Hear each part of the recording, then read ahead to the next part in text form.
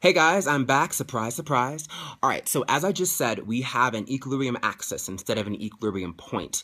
And this makes sense because when we're finding our Jacobian, plugging in our equilibrium point, looking at our eigenvalues, we have an eigenvalue that is 0, which corresponds to 0 change.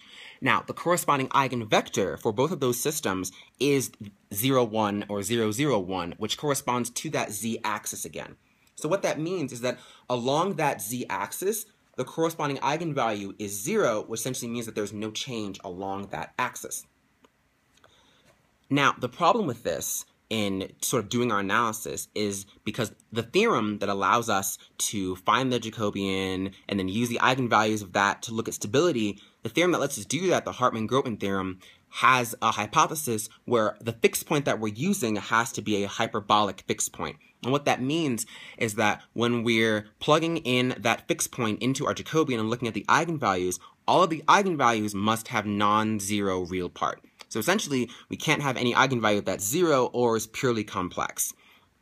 So we can't use just the eigenvalues as a basis for stability in our models. So we'll have to turn to other methods, which I'll explain in the next slide.